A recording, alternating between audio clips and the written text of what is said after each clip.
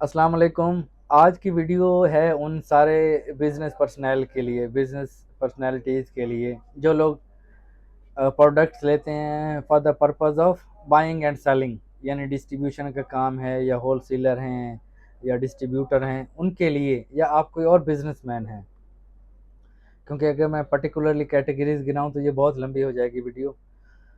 जो भी आपका बिजनेस है उनके लिए सेल टैक्स रजिस्ट्रेशन बहुत ज़रूरी होता है। ठीक है, सेल टैक्स रजिस्ट्रेशन के बाद जो आपके टैक्सेस होते हैं वो एग्जाम काफ़ी उसमें आपको डिस्काउंट मिलता है, उनके प्राइसेस कम हो जाते हैं।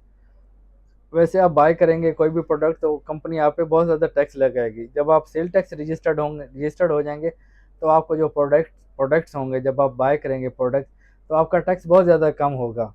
उसके लिए आपको आपका सेल टैक्स जीएसटी यानी सेल टैक्स नंबर चाहिए होगा।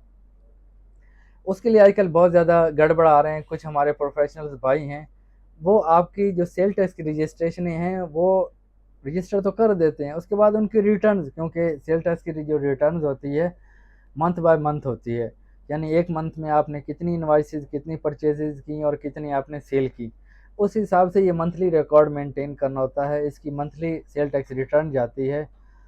और कुछ क्या करते हैं, कुछ हमारे जो बिजनेस पर्सनैलिटीज़ हैं उन्हें भी नहीं पता कि इसको हमें प्रॉपर किस तरीके से रन अप रखना है, इसको किस तरीके से कंटिन्यू करना है।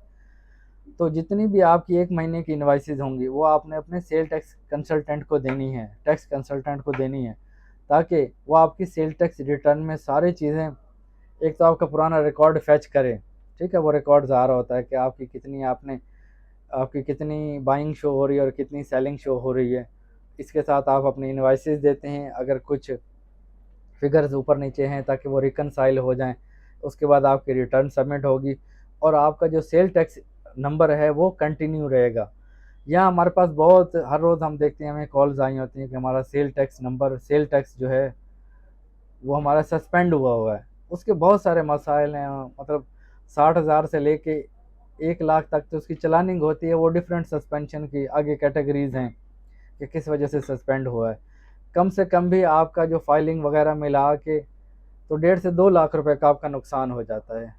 तभी हमेशा हमारी इस वीडियो का मकसद है कि हमेशा आप किसी प्रोफेशनल सेल टैक्स या टैक्स कंसल्टेंट से आप अपनी सारे रजिस्ट्रेशन करवाएं, अपने रिटर्न्स टाइम पे करें, और इसके साथ साथ जो जो मामलात हों वो आप पे करवाएं। जब आप सेल टैक्स का काम ख़त्म कर दें, यानी अपना बिजनेस क्लोज करने लगें, तो आप अपने उस जो सेल टैक्स नंबर है, जीएसटी है, उसे आप बंद करवा दें, रिक्वेस्ट भिजा दें, ताकि उसकी जो पेनल्टीज़ हैं या पेंडेंसीज है वो बढ़ ना जाए। बढ़ती बढ़ती रहेगी, वो आपके बहुत सारे एरियर्स बन जाएंगे और बाद में आपको बड़ा मसाइल होगा। उम्मीद है ये वीडियो आप लोगों के लिए काफ़ी इन्फॉर्मेटिव होगी। हमें दुआओं में याद रखिए। शुक्रिया। अल्लाह हाफिज़।